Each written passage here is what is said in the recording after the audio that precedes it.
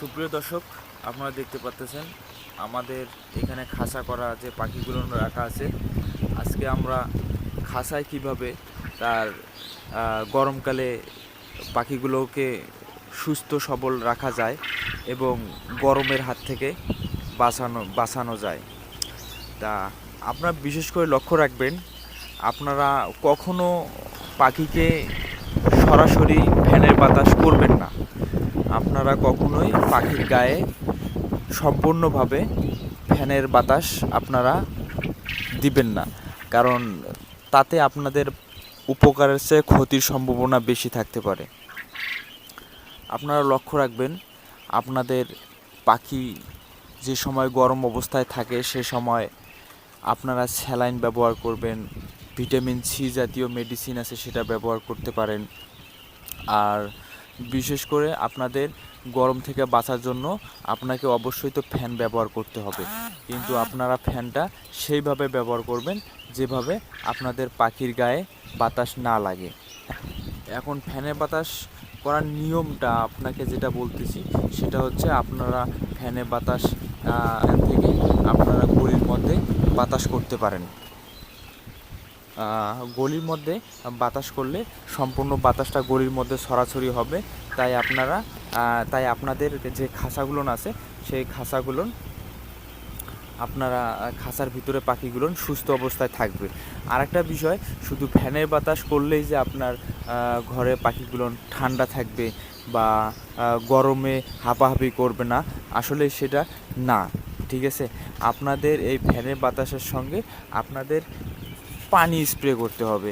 ঠিক আছে, পানি স্প্রে আপনি যখন করবেন তখন অবশ্যই পাখিগুলো আপনার খুব আসলে ঘরের টেম্পারেচারটা খুব আপনার লো হবে, আর পাখিগুলো খুব সুস্থভাবে থাকবে, কোনো হাঁপাহাঁপি করবে না।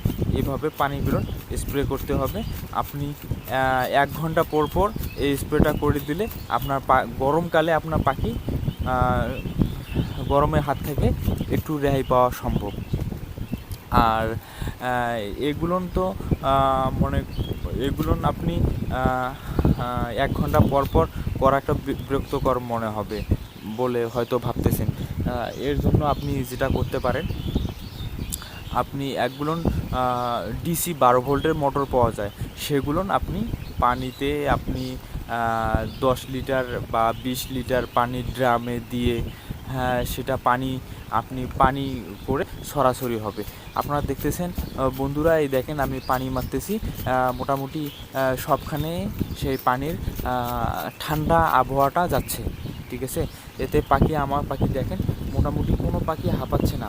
এই প্রচণ্ড গরমে আমার পাখিগুলো সুস্থভাবে খাচ্ছে। আর গরমের সময় আপনার পাখিগুলো যদি না খাইতে পারে, সে সময় আপনার ডিম প্রোডাকশন ঠিক থাকবে না, ডিম কমে আসবে খাবার অল্প খাওয়ার কারণে। তাই সবাইকে যেটা আমি বলতেছি, আপনারা যারা শেডে ফ্যান ব্যবহার করেন, ফ্যান ব্যবহার করবেন না। পাখির গায়ে ফ্যান ব্যবহার করলে কি হবে, আপনার পাখিগুলোর ঠান্ডা হওয়ার সম্ভাবনা বেশি থাকবে, সর্দি লাগবে।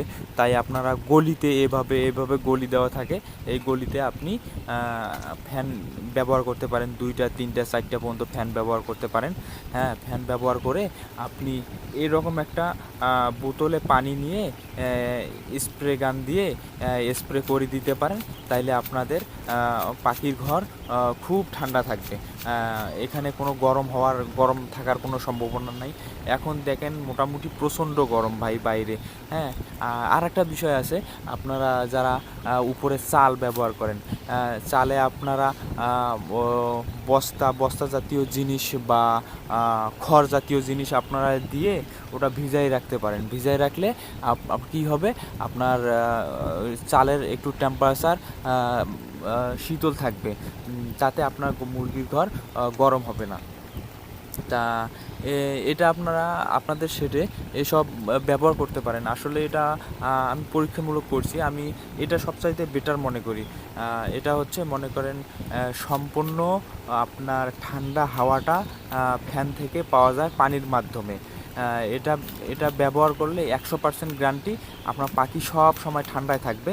আপনি যদি কষ্ট করে 1 ঘন্টা পর পর একটা স্প্রে করে দিতে পারেন, এতে কি হবে, আপনার পানিটা পাখির গায়ে পড়লো না। পানিটা এমনভাবে স্প্রে হচ্ছে বাতাসের মতন, ধোঁয়ার মতন স্প্রে হচ্ছে। তাতে আপনার সম্পূর্ণ দিকে যেদিকে বাতাস যাচ্ছে সেদিকে আপনার এই ঠান্ডা বাতাসটা যাচ্ছে।